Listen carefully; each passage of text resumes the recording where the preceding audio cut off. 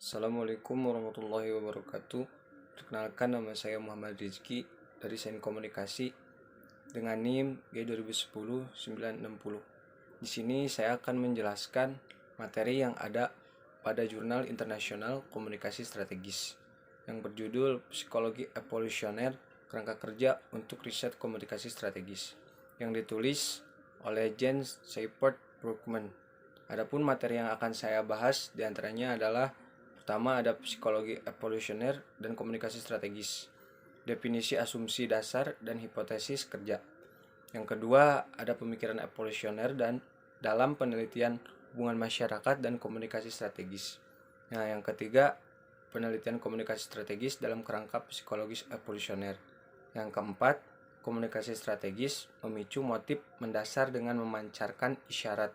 Yang kelima, mekanisme adaptif untuk komunikasi strategis. Yang keenam, kekurangan penelitian saat ini dalam komunikasi strategis. Yang ketujuh, implikasi untuk praktek dan penelitian masa depan.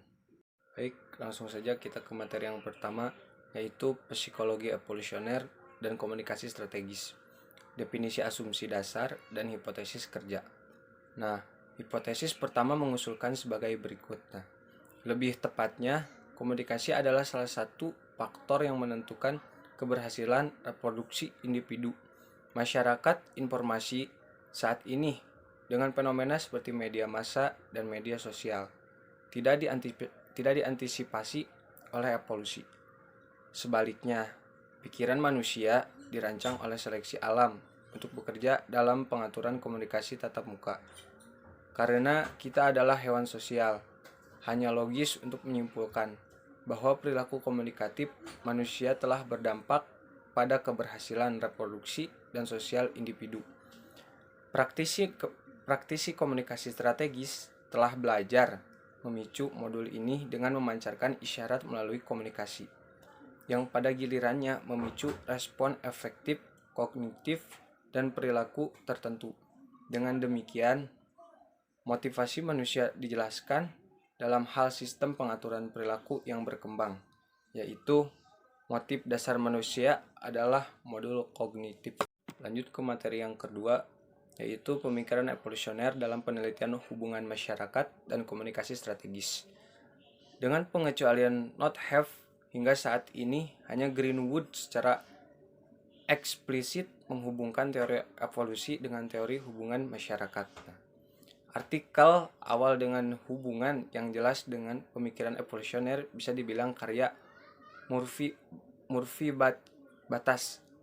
Nah, simetri yang menganalisis hubungan masyarakat melalui lensa adaptasionis efektif yang memasukkan konsep ekologi ke dalam hubungan masyarakat untuk pertama kalinya.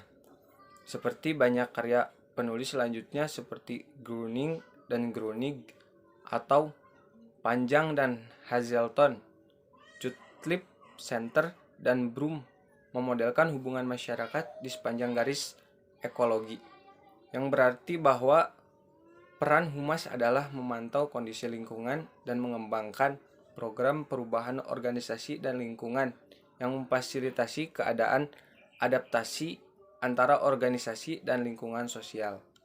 Lanjut ke materi yang ketiga, yaitu penelitian komunikasi strategis dalam kerangka psikologis evolusioner. Di sini saya mengambil pendapat dari Cosmin dan Toby.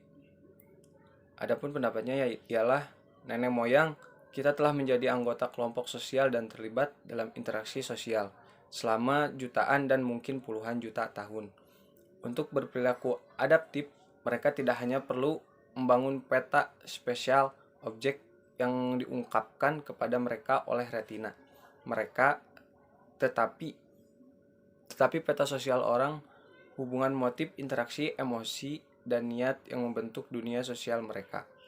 Nah, oleh karena itu, banyak teori kiasan menengah dalam psikologi evolusioner pada dasarnya adalah teori dengan konsekuensi sosial yang jauh jangkauannya.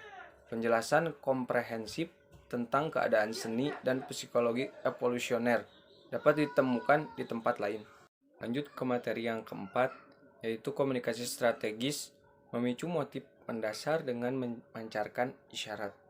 Nah, jelas bahwa lingkungan abad ke-21 modern kita yang sangat berbeda dari lingkungan tempat spesies kita berevolusi. Banyak fenomena komunikasi modern dapat dianggap sebagai mekanisme psikologis yang tidak cocok yang berkembang di AAE kita dan sekarang menghasilkan hasil yang sama sekali berbeda dari apa yang dirancang oleh seleksi alam. Seperti yang dikatakan Barkow, bagaimanapun sebagian besar masyarakat pasca Pleistocene adalah evolusi yang tidak terduga, yaitu banyak fitur yang paling menonjol tidak mungkin ada selama Pleistocene. Konflik kekerasan telah menjadi fitur konstan dalam evolusi manusia. Tidak peduli seberapa berteknologi, terkelola, dan kompleksnya. Pertempuran akhir-akhir ini, fitur yang berulang sepanjang waktu adalah peran unit-unit kecil di ujung yang tajam. Dari pertempuran apapun, banyak sarjana berkali-kali menemukan kohesi di antara tentara menjadi sangat penting. Nah, oleh karena itu, tidak mengherankan apa yang diamati Wong dan rekan-rekannya di antara tentara Angkatan Darat Irak yang hancur pada tahun 2003. Tidak jika pengasuhan kurang, tentara memiliki ikatan emosional hampir selalu dengan tentara dari suku atau wilayah mereka. Karena ini adalah orang-orang yang mungkin memiliki hubungan keluarga dengan para prajurit.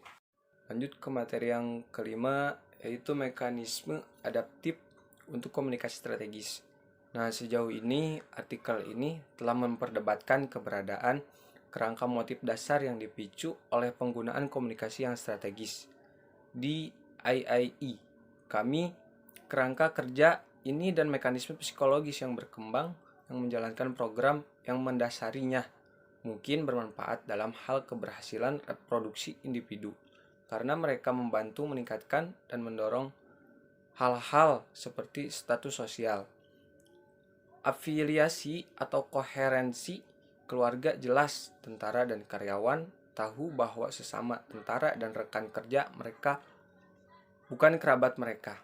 Namun, pemeliharaan identifikasi yang aktif dapat mengembangkan ikatan yang begitu kuat sehingga ikatan ini terasa senyata ikatan terhadap kerabat, terutama tetapi tidak secara eksklusif dalam situasi yang mengancam jiwa. Untuk menipu diri sendiri tampaknya menjadi hal yang aneh pada pandangan pertama.